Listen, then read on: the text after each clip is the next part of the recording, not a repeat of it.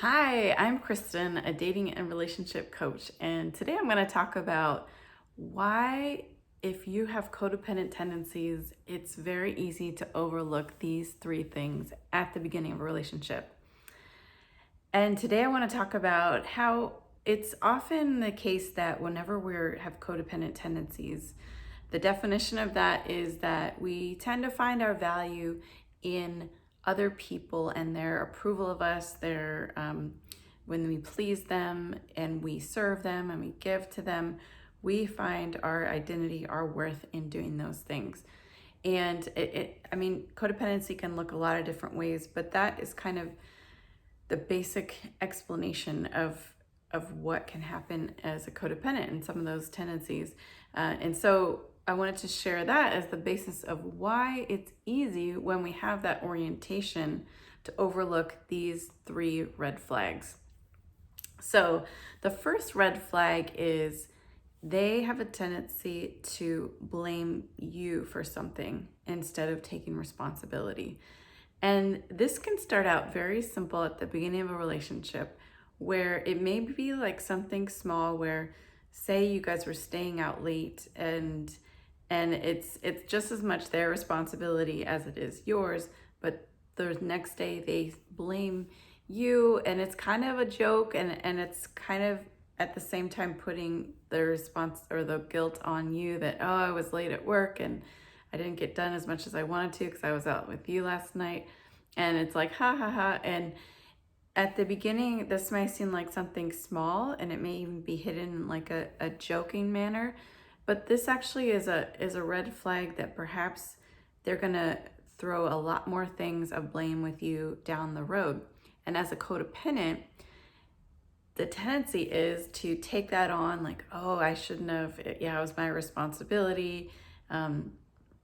There's this often orientation towards feeling a lot of guilt where it's not really yours to feel. And so when someone throws the blame on you, even in a small way at the beginning of a relationship, you can overlook it because it's easier to take on the responsibility and not go into an argument or something else around that issue. So the next red flag is they don't respond to a need you express. So we all have needs, and at the beginning of a relationship, this can look like something that is small, like I need to be home by 10, or I need a couple days notice to find a babysitter before going out, or I need some time to feel safe to talk about this subject. So there's little things that you can start to introduce as needs in the dating process, right?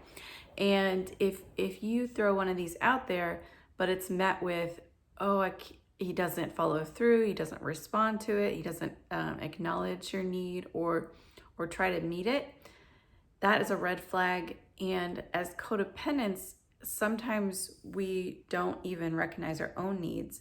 We don't honor our own needs. And so when someone doesn't meet that need, it almost feels familiar to us. And so it's easy to overlook the fact that at the beginning, they might not be meeting this need. And down the road, it may signify that they're really not going to be able to meet your needs in the long run. And the last one is related to that, and that is when you set a boundary, they don't honor it. And if you're codependent, this can also be the case where you're used to making people feel good, pleasing them. So even when someone crosses your boundary and you feel bad, you don't confront. You don't want to make them feel bad by confronting them.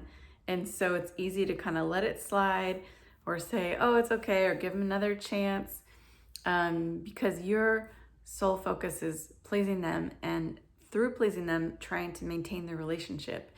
And when you have that orientation, it turns out that commonly boundaries are crossed and doesn't feel, it may feel bad, but you don't recognize it. You don't recognize, oh, that was, I don't want that kind of disrespectful behavior.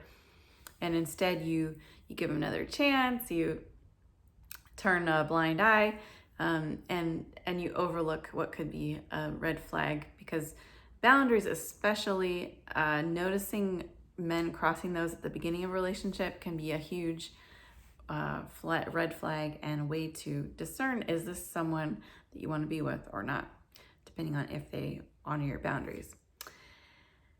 All right, well, those are the 3 red flags. I hope that that has been insightful to you, and that if you notice that you're someone that has experienced that in a past relationship, or you've overlooked those things and you're realizing it now in retrospect, or if you're getting to know someone now and you, hearing this video, recognize, oh yeah, I didn't feel good when that guy treated me in this way or didn't respond to my need. If you would like some help in terms of shifting your codependent mindset, it's something I work with women a lot, and sometimes men too, around how you can start to reorient yourself towards honoring your own needs, your own boundaries, your own feelings, so that when you experience this kind of behavior from another person in the dating experience, it's going to be a turnoff, and you're going to know more quickly how to discern a healthy person versus someone who's going to be toxic and not honoring to you. All right, my friends, I hope this video has been helpful.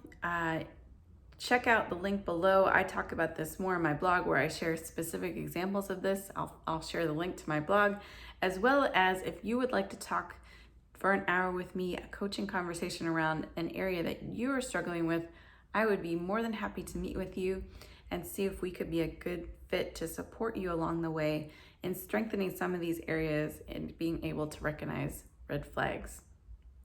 All right, community, I'm so excited that you're with me on this journey and this community, and I look forward to supporting you in more ways to come. Take care.